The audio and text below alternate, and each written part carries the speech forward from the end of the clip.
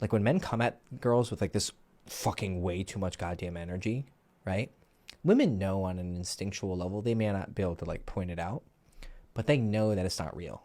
That you know, when women say like, oh, he just, you know, he only wants me for sex. Like, I think women are picking up on something instinctually. They know that this intensity isn't really love, but you're playing it up like it is, because you would not be this crazy if it was just lust. You're acting as if like she is the reason you breathe air. And the only thing that would justify that is like genuine love, right? And even then, you know, that's a debate. But they know.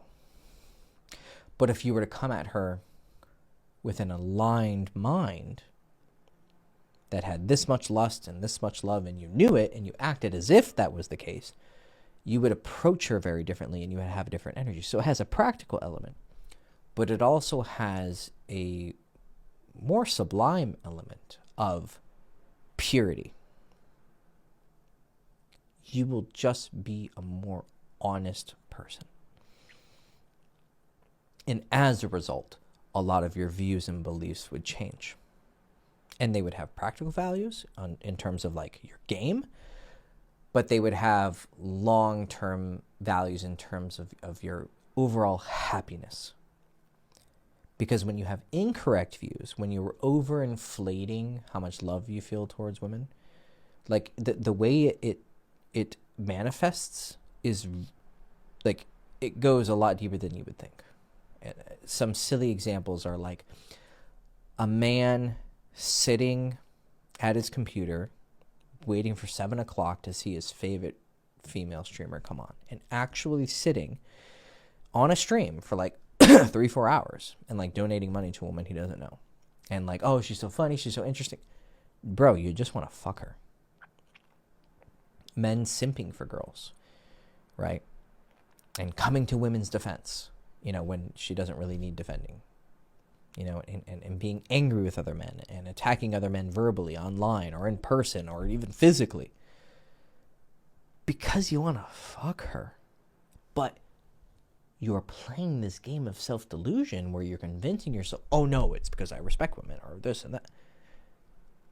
No, bro, like the majority of the reason you're doing, you would never, and the main way you can do this like auditing of counterfeit is, would you act the same if it was a man? Would you have the same feelings towards him? And the answer in 99% of situations is going to be no. You would not be investing the same level of energy and time and money if it was a man, right? Are you moving in with your best friend and spending the rest of your life with him? No, you're not. Why? Because he doesn't have a pussy. Am I saying you don't love your girlfriend and wife? No. No, that's not what I'm saying. But this video isn't necessarily about love. It's about lust pretending to be love. And like I said in the beginning of the video, love is very important. I fully recognize that. But I think that a lot of you are lying to yourselves and to others, and you're pretending it's love when it's lust. I'm being honest. I understand that a lot of my feelings towards a woman is lust. And when I'm honest about that, and I scrub away the gold plating and reveal the silver underneath, and I go, this is the gold. I actually do have this love towards her. Then I can grow that love because I know what's the difference. Love is the appreciation, respect, admiration for values that someone has.